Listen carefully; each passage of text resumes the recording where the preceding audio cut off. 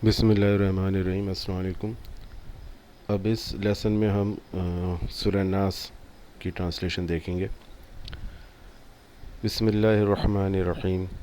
कुल अऊज़ु बिरब्बिन नास। कुल कहो, अऊज़ु मैं पनाह में आता हूँ या पनाह चाहता हूँ या पनाह मांगता हूँ, बिरब्बी रब की, अन्नास बिरब्बिन नास लोगों के रब। जैसे पहले था बिरब्बिल फलक, पिछले इसमें हमने पढ़ा था बिरब्बिल फलक, तो सुबह का रब। अब यहाँ पे कुल औज़ु बिरब्बिन नास लोगों का रब। मलिकिन नास बादशाह लोगों का। इलाहिन नास माबूद इलाह माबूद लोगों का। तो अल्लाह ताला को पहले यहाँ पे बिरब्बिन नास कहा गया, फिर मलिकिन नास और इलाहिन नास। मिन शर्रिल वसवासिल खन्नास, शर से, मिन से शर बुराई से, शर से ज़रर से नुकसान से तकलीफ़ से, वसवसा डालने वाले। वसवास के मायने हैं किसी बुरी चीज़ का दिल में पैदा करना, और खन्नास के मायने जैसे वहाँ पे लिखा हुआ था पीछे हट जाने वाला या छुप जाने वाला। यहाँ पे आप देखें तर्जुमे में लिखा है छुप कर हमला करने वाला। तो खन्नास के मायने पीछे हट जाने वाला, छुप जाने वाला। खन्स से है जिसके मायने छुपने और पीछे हटने के और रुक जाने के हैं। ये मुबालगा का सीगा है, ये शैतान का लक़ब है, क्योंकि जब अल्लाह का ज़िक्र होता है तो वो रुक जाता है, नीज़ वसवसा डालकर गायब हो जाता है। इसलिए यहाँ पर ये खन्नास से मुराद जो है वो शैतान है, ये शैतान का लक़ब है। अल्लज़ी युवस्विसु फ़ी सुदूरिन नास, वो जो वसवसा डालता है। अल्लज़ी वो जो वसवसा डालता है। फ़ी में, सुदूर ये भी जमा है सदरन या सदर का। सदर कहते हैं सीने को, सुदूर इसकी जमा है। और बाज़ हुक्मा का बयान है कि जहाँ अल्लाह ताला ने क़ल्ब का ज़िक्र फरमाया है वहाँ अक़्ल व इल्म की तरफ इशारा है, यानी कि बजाय सदर के अल्लाह ताला ने अगर लफ्ज़ क़ल्ब इस्तेमाल किया उस आयत में तो वहाँ पे इशारा इस बात की तरफ है कि वो अक़ल और इल्म की तरफ इशारा करता है। जैसे इन्ना फ़ी ज़ालिका लिज़िक्रा लिमन कान लहू क़ल्बुन, बेशक इसमें नसीहत है उसके लिए जिसके पास दिल हो। और जहाँ सदर का ज़िक्र किया है वहाँ अक़ल व इल्म की तरफ भी इशारा है, नीज़ शहवत, हवाए नफ्स और गज़ब वग़ैरह तमाम क़ुवा की तरफ भी है। जैसे रब्बिश्रह ली सदरी, ऐ मेरे रब मेरा सीना खोल दे, मैं अपने क़वा की इस्लाह ही का सवाल करता हूँ। तो यहाँ पे जो इससे पता ही चलता है कि सदर का लफ्ज़ थोड़ा ज़्यादा वसी मायने में है बनिस्बत क़ल्ब के। मिनल जिन्नति वन नास,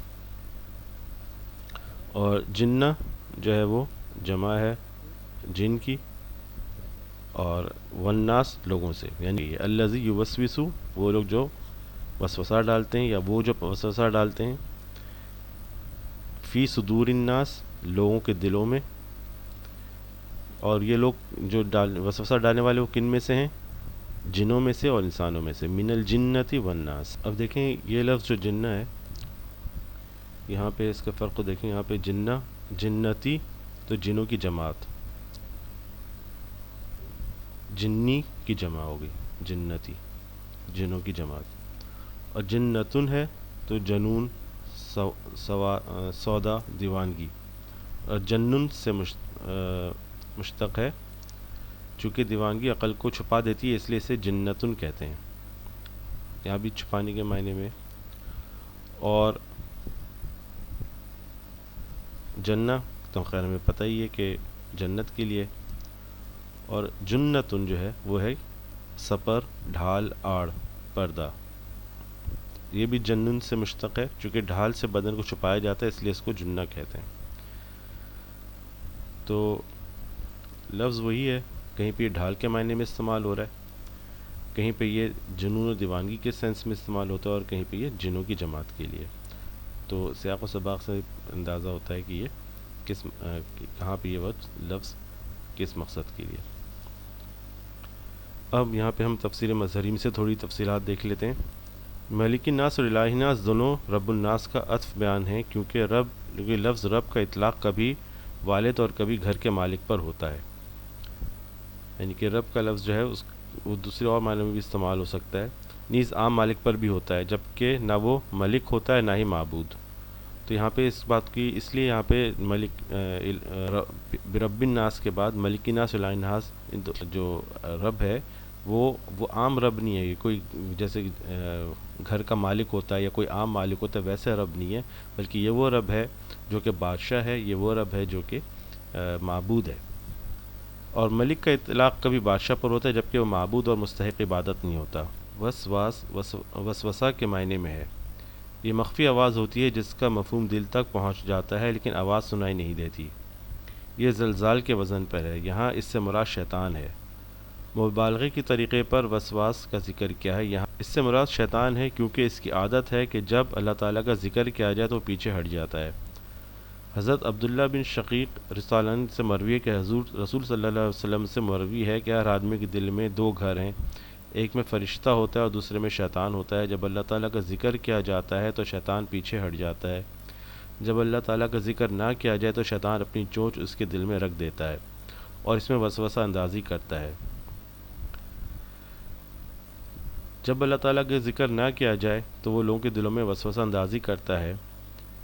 اگر یہ سوال کیا جائے کہ لوگ تو انسانوں کے دلوں میں وسوسہ اندازی نہیں کرتے، یہ تو صرف جنوں کا فعل ہے، تو ہم جواب دیتے ہیں انسان بھی وسوسہ اندازی کرتے ہیں، مگر ایسے طریقے پر جو ان کے لیے موضوع اور مناسب ہوتا ہے۔ وہ ایسی باتیں کرتے ہیں جو لوگوں کے دلوں میں پیوست ہو جاتی ہیں۔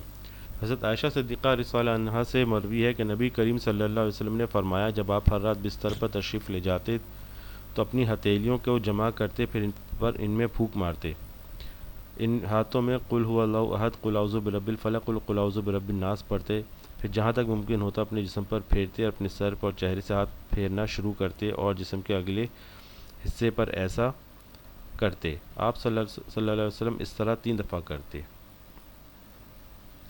حضرت عقبہ بن عامر رضی اللہ عنہ سے مروی ہے کہ اسی اثنا میں کہ حضور صلی اللہ علیہ وسلم کے ساتھ جوفہ اور ابوا کے درمیان چل رہا تھا کہ ہمیں سخت تاریکی اور آندھی نے آ لیا۔ حضور صلی اللہ علیہ وسلم قل اعوذ برب الفلق اور قل اعوذ برب الناس پڑھنے لگے۔